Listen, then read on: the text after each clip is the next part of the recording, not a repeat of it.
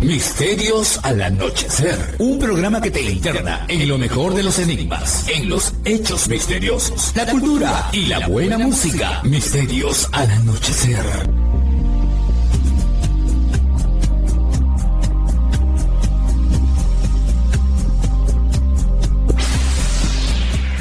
Fernando Chapi Martínez está presentando Misterios al Anochecer. Síguenos también en YouTube, Facebook e Instagram como Misterio Infinito Perú.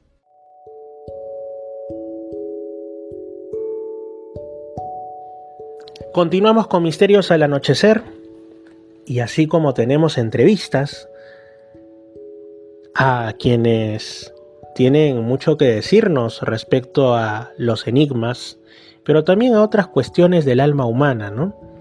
Como la espiritualidad, como la cultura, como el crecimiento personal, pues también es interesante, más que interesante, es importante y es justo traer al programa a aquellos que ya no están físicamente, pero que superviven, diría yo que en muchos casos se han convertido en inmortales a través de sus obras, sus investigaciones y por supuesto dentro de estas los libros, ¿no? Es así como mientras estoy grabando esto tengo frente a mí un libro pequeño en tamaño pero grande en lo que nos deja y con un titulazo, pues, En los límites de lo inexplicable, de la editorial Kier de Argentina, publicado en su primera versión en español en 1984, o sea que han pasado bastantes décadas entre el momento en que salió a las librerías por primera vez y este programa que estamos grabando, ¿no?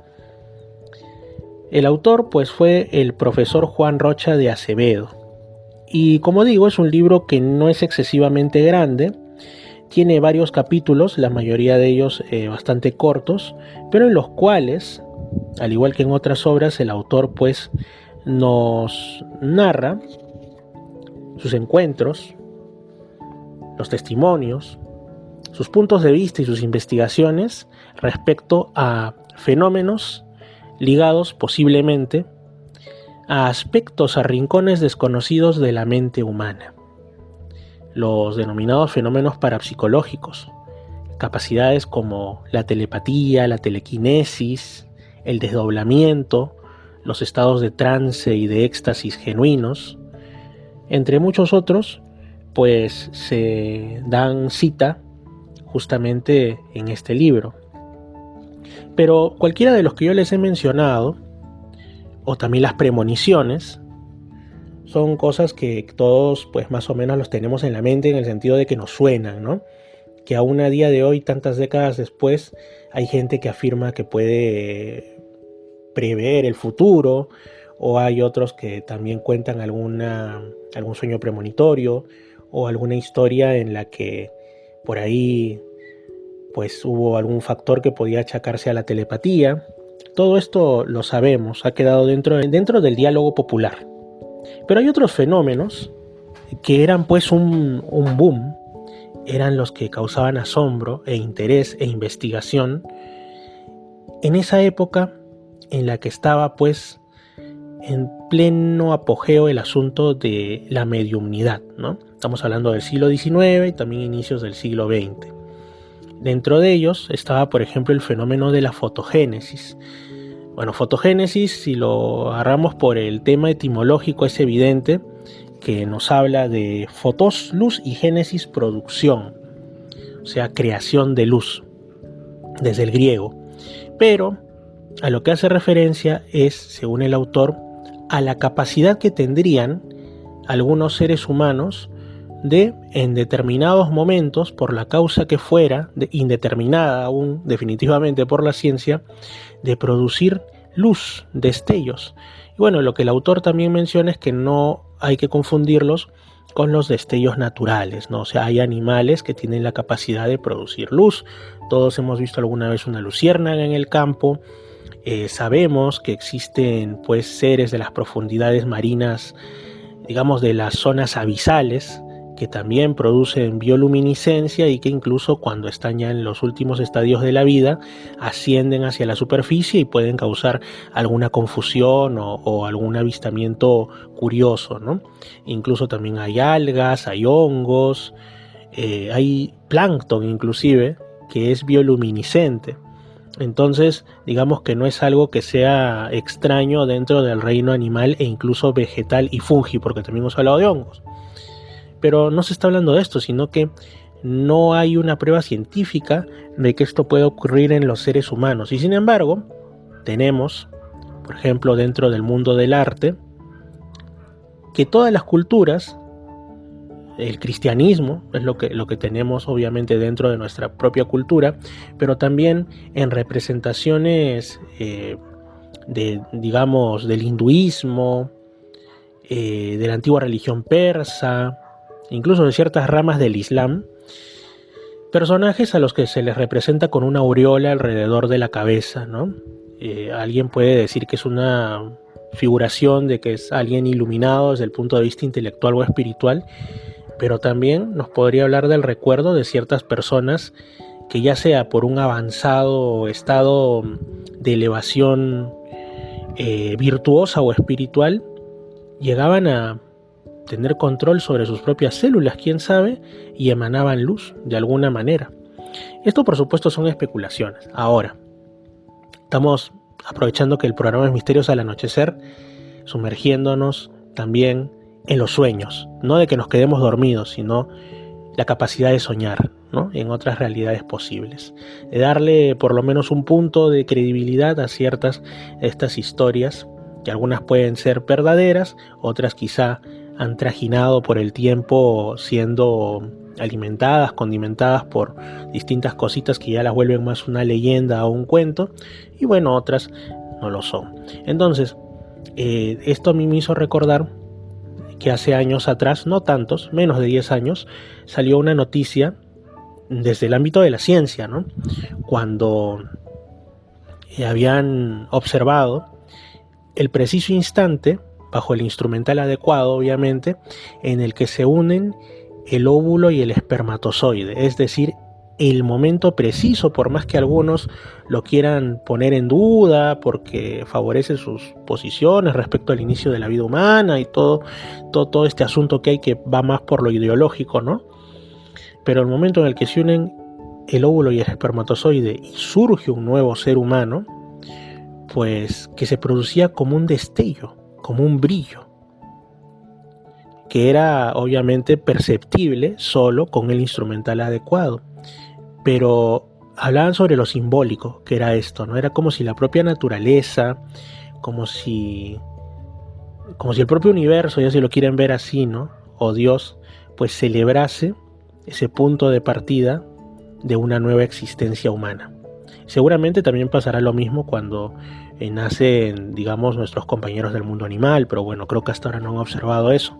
Pero quizás sea el único momento en el que los seres humanos, entre comillas, producimos luz, curiosamente al inicio de nuestra existencia.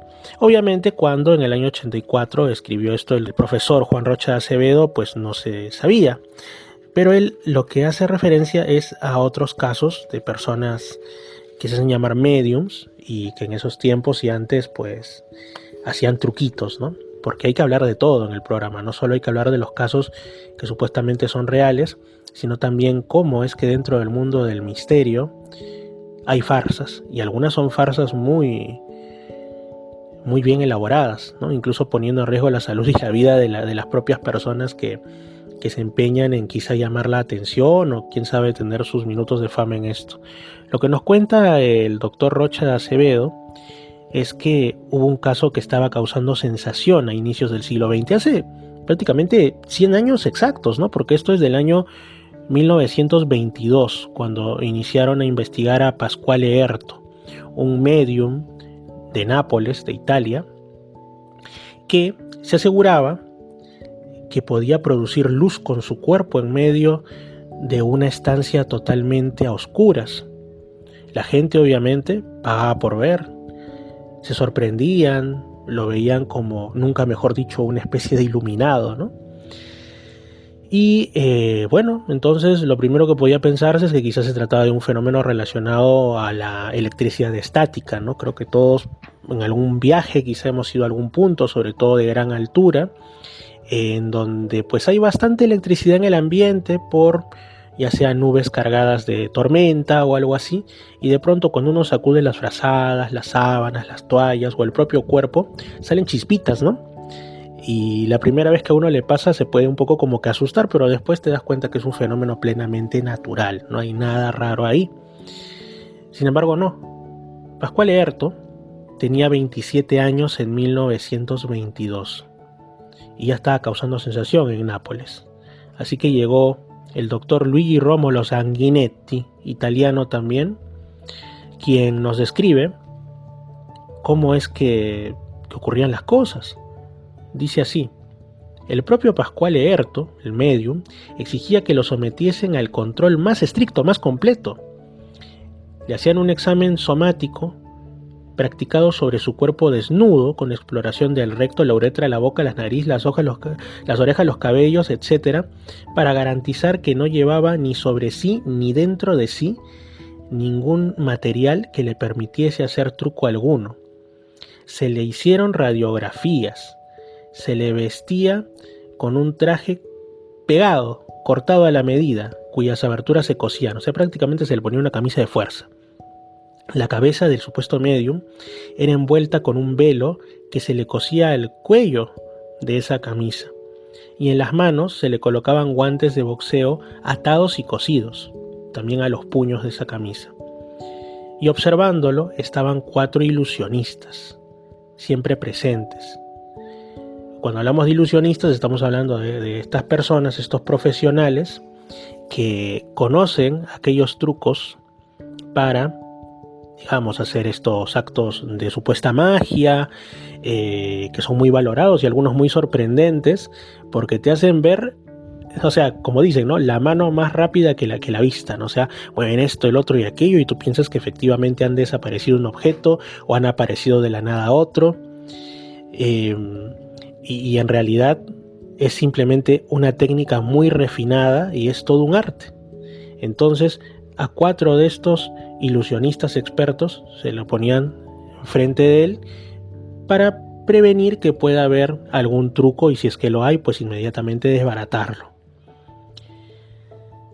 Pero igual, durante esas sesiones que se realizaban totalmente oscuras, del cuerpo de este señor Pasquale Erto emanaban rayos luminosos de la cabeza, de las manos, de los pies, del tórax. Estos rayos cambiaban de forma, de color, de longitud. Se dice que algunos llegaban a tener hasta 6 metros y su color era a veces azul, otras veces rojo o amarillo. Se le veía cierto en la oscuridad, pero también cuando se ponía una cierta luz roja, como estas así de ciertos lugares, ¿no?, igual también la luz aparecía. Y bueno, al final ya estaban a punto de decir: este es el caso perfecto. Este hombre tiene algo en su naturaleza, quién sabe, quizá alguna mutación, alguna capacidad que hace que pueda ser el único ser humano que produce luz, como si fuera pues una luciérnaga humana, ¿no? Vamos a decirlo así. Pero justo en ese momento a alguien se le ocurre: vamos a ver pues un poco más de cerca todo este asunto, porque él estuvo engañando a los investigadores y dejándolos con la boca abierta durante 2 años, es decir, de 1922 a 1924, hace exactamente 100 años. Y de pronto descubrieron que entre sus ropas habían minúsculas, pequeñitas, casi microscópicas, puntitas de acero y fragmentos de ferrocerium, ¿no? Cuando estos elementos se rozaban entre sí, provocaban la magia del chispazo y las fosforescencias. Obviamente, en un ambiente a oscuras, con cierta predisposición mental, todos se imaginaban que eran pues rayos de luz inmensos, casi un rayo láser, y pues ya de ahí la sorpresa hacía el resto, ¿no? Entonces nunca quedó claro si este señor había estado haciendo fraude una y otra vez, pasando los más estrictos controles por alto, o si verdaderamente él producía luz con su cuerpo, ya nunca lo sabremos, pero que en esas ocasiones, como se dice, para asegurarse de que si algo salía mal, pues igual hay algún espectáculo, se ponía ese ferrocerium y esas puntitas de acero, ¿no? Pero de momento quedó como un fraude. De la misma manera también otra persona, en este caso una mujer, una supuesta también psíquica, medium, dotada, llamada Anna Burton, que pues también utilizó el ferrocerium, pero ella se fue, digamos, un paso más en el sentido de poner en riesgo su propia integridad, porque también cuando llegaban los investigadores y le decían vamos a examinarla, disculpe usted, se le desnudaba completamente antes de cada sesión, se veía que no estuviera ocultando nada, pero de pronto en un momento le empieza a salir luz de la boca. Y entonces pues todos se quedan un poco más que como si estuvieran viendo pues una presencia divina, evidentemente, ¿no? Alguien que vea eso o le da un infarto o cree que está pues frente a algún avatar venido de los cielos, ¿no?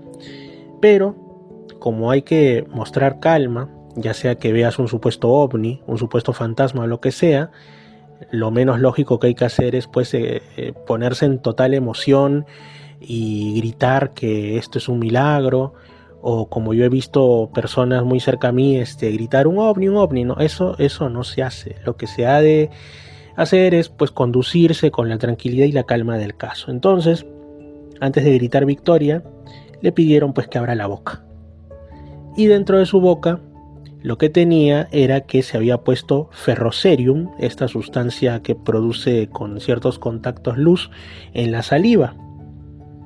Y tanto así que su saliva y su lengua se veían fosforescentes. Obviamente si se tragaba esto y lo hacía continuamente, pues la propia vida de esta señora Burton iba a correr un serio riesgo, ¿no? Pero así se llegaba en esos tiempos. Y quién sabe si hasta ahora, ¿no? Que la gente pues que de alguna manera quiere llamar la atención de manera directa o de manera bastante solapada, ¿no? Haciendo de lo que no, yo no quiero llamar la atención, solo cuento lo que me pasa, pero en el fondo sí, ¿no? Con el tema del fenómeno ovni, los supuestos contactados, los supuestos mediums, pueden llegar incluso a poner en riesgo su propia integridad, y esa es la parte fea, la parte terrible, ¿no? Muy aparte del propio engaño en sí, que también no es nada bueno. Lo mismo también pasó otro caso de medium que cometió estos fraudes de luz provocada por su cuerpo, una tal Valentín, que fue investigada por el coronel Rochas, según nos narra acá el profesor Rocha de Acevedo, ¿no? Dice que igual, sesiones en completa oscuridad, siglo XX, y en determinado momento todo estaba tan perfecto que el investigador, ya como se dice, le llegó, dijo, vamos a desentrañar qué está ocurriendo aquí, y prendió la luz. En ese momento que prende la luz, se da cuenta que no es que estén apareciendo lucecitas fosforescentes, sino que la señora Valentín había bañado sus pies con óleos fosforados, los cuales obviamente cuando se apagaba la luz generaban como fosforados fosforescencia. Entonces así hay todo este tipo de cosas. Pero también podrían haber casos en los que sí estamos ante lo imposible, ante lo de difícil explicación. Y es así como acá citan a William Crookes, también investigador, que relata sus experiencias con un tal Daniel Douglas Home. Nos lo dice así: bajo las más rígidas condiciones de examen, vi un cuerpo sólido, luminoso por sí mismo, poco más o menos del volumen y de la forma de un huevo, que fluctuaba, no hacía ruido, por medio del aposento, se elevaba por momentos más alto de lo que podría ser cualquiera de los asistentes puestos sobre las puntas de sus pies, y después descendía lentamente al suelo. El objeto fue visible durante más de 10 minutos y antes de desaparecer, golpeó 3 veces en la mesa con un ruido semejante al de un cuerpo duro y sólido, o sea, como comprobando que no era una alucinación, sino que verdaderamente había un, nunca mejor dicho, objeto volante no identificado dentro de la sala de temas medium, ¿no? De temas de este tipo.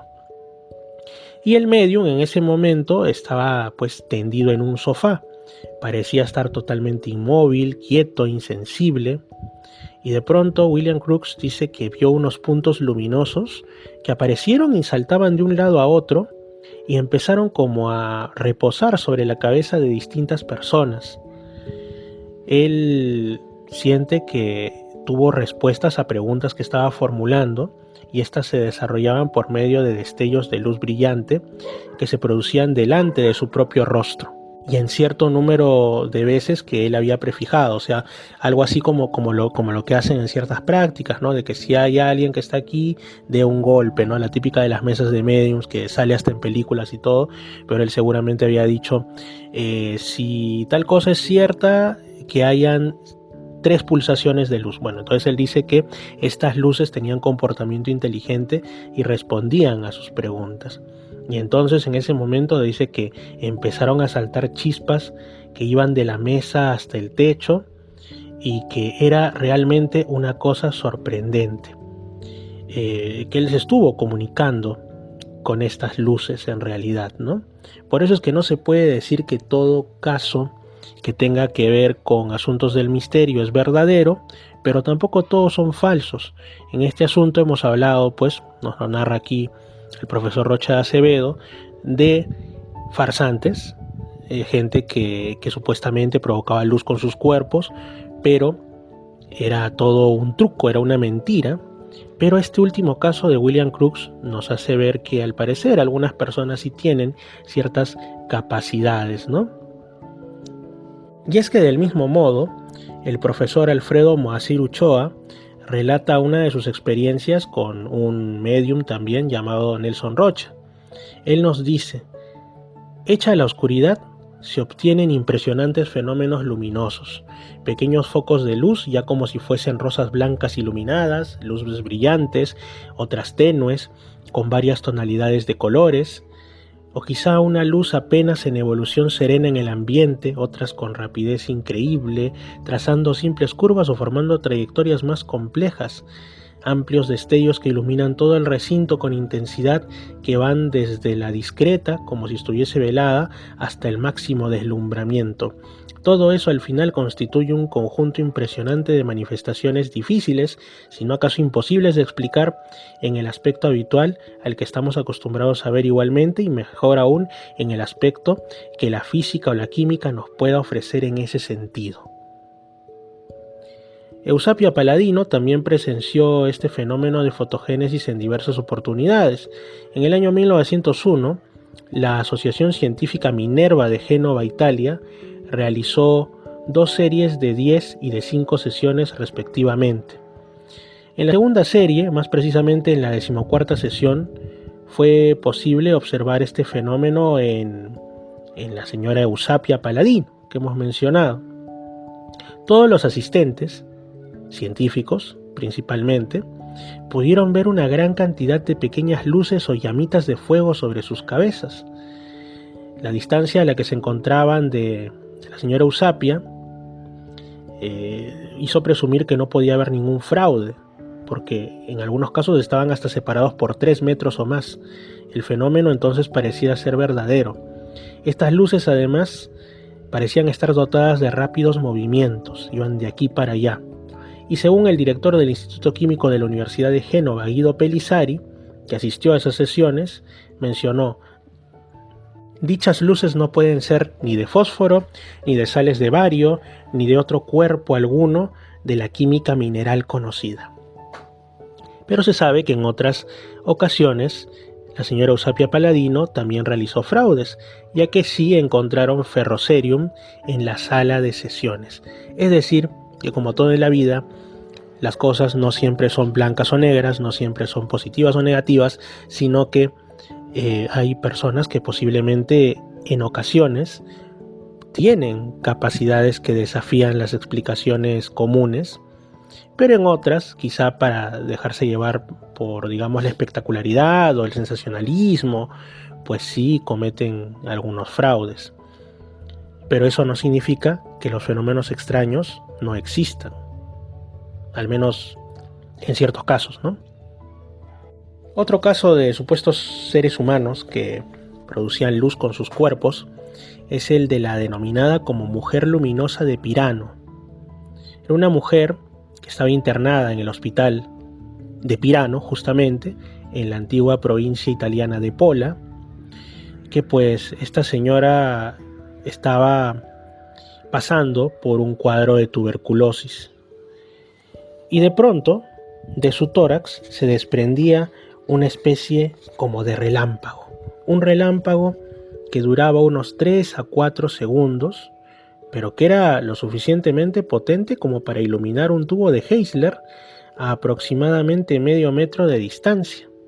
Es decir, había presencia de electricidad en el ambiente.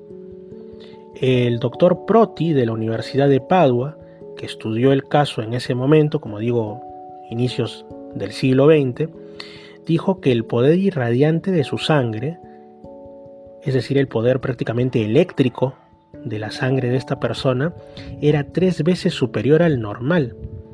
Y entre las posibles explicaciones del fenómeno, bueno, hubo una bastante interesante, colorida, ¿no?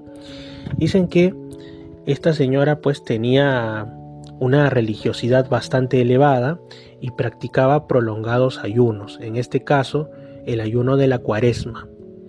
Y consideraron que eso pudo haber sido la causa de un exceso de sulfuro en su cuerpo, el cual se hizo luminoso bajo la acción de algunas radiaciones ultravioletas en el ambiente.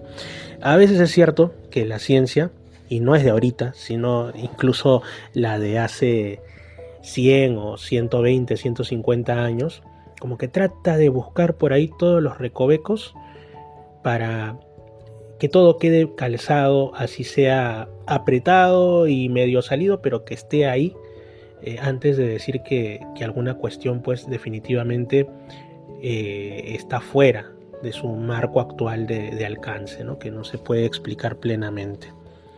Puede ser este el caso de esta señora conocida como la mujer luminosa de Pirano.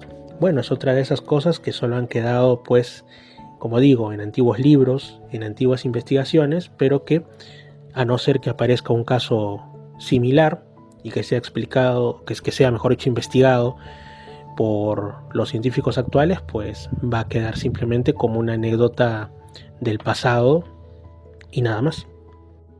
Pero el propio autor del libro, el doctor Rocha de Acevedo, también nos menciona que investigó 2 casos por lo menos de supuestas personas que producían fenómenos luminosos con sus cuerpos. Dicen que, por ejemplo, el señor de iniciales AR había estado pues cierta noche en su casa, tranquilo, sentado en el jardín, charlando con la familia, y espontáneamente, de la nada, empezaron a salir unos rayos luminosos que se desprendían de sus manos, unos rayos que eran de un color azulado tirando para verdoso, de aproximadamente 1 metro. Esta persona, AR, estaba sin embargo pasando en ese momento por un estado emocional, un estado anímico muy singular. A raíz de un robo que se había producido en la importante empresa en la que trabajaba, lo habían inculpado y lo habían separado de su cargo. Es decir, se encontraba en una situación de estrés, de desánimo y seguramente también de molestia, ¿no? Y justamente tiene que ver con esto, quizá, según el autor, el hecho de que después que la situación se aclaró, el fenómeno cesó.